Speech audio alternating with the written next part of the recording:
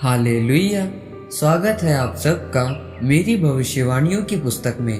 तो आइए हम आज के पवित्र वचन को पढ़ेंगे जो कि परमेश्वर की दासी पास्टर सोनिया यूसुफ नरूला जी के द्वारा लिखा गया है। परमेश्वर का पवित्र स्थान, जैसा कि भजन संहिता अध्याय 73 उसकी 17 आयत में लिखा है, जब तक कि मैंने ईश्वर के पवित्र स्थान में जाकर उन लोगों के परिणाम को ना सोचा। मेरे प्रियो, जब आप भजन संहिता अध्याय 73 को पूरा पढ़ें तो एक धर्मी मनुष्य के विषय में लिखा है कि जो एक पापी दुष्ट के बारे में सोच रहा है, क्योंकि जब वह धर्मी मनुष्य मुसीबत में था तो वह अपने मन में विचार कर रहा है कि दुष्ट मनुष्य आरामदायक रहता है, उसे कभी भी पीड़ा नहीं होती और उसका बल अटूट रहता है। धर्मी सोच रहा है कि मैंने अपने हृदय को व्यर्थ शुद्ध किया और अपने हाथों को निर्दोषता में धोया है। एक बात हमेशा याद रखें, शैतान आपसे हर रोज लड़ता है।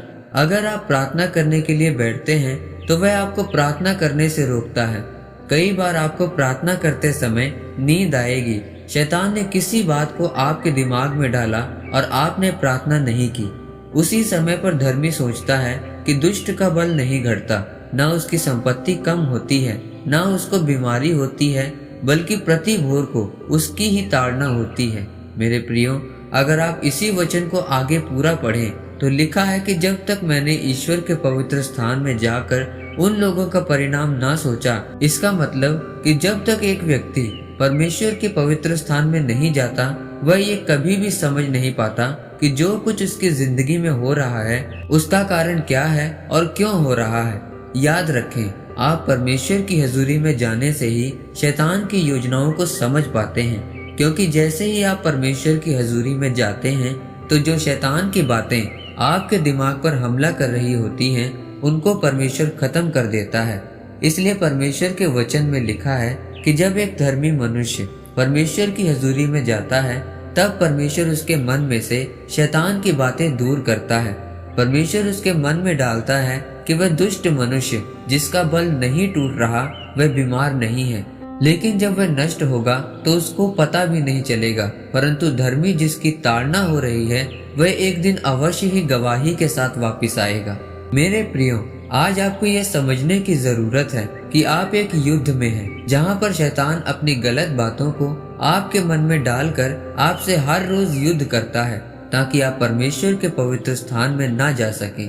क्योंकि जैसे ही आप परमेश्वर की हजूरी में जाते हैं तो आपके जीवन की कमियां आपके सामने प्रकट हो जाती हैं।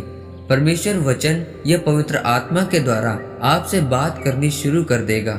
एक बात हमेशा याद रखें, परमेश्वर की आत्मा से ज्यादा आपकी अगुवाई कोई नहीं कर सकता। जैसे ही परमेश्वर का पवित्र आत्मा आपकी अगुवाई करता है, आप अपने छुटकारे को ग्रहण करते हैं। इसलिए दूसरों के साथ अपनी तुलना ना करें। कभी किसी दुष्ट मनुष्य को आशीषित और पूर्ण बल में देखकर निराश ना हो।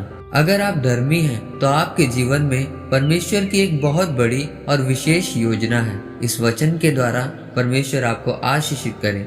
आमीन। आइए परमेश्वर के दास के द्वारा लिखी गई इस घोषणा को आप मेरे साथ एक मन होकर ग्रहण करें। सर्वशक्तिमान परमेश्वर के नाम में मैं घोषणा करता हूँ कि जो लोग इस वचन को पढ़े या सुने वह सभी पवित्र आत्मा की अगुवाई से चलें। आपकी योजना इनके जीवन में पूरी हो सके, प्रभु यीशु मसीह के नाम में। आमीन।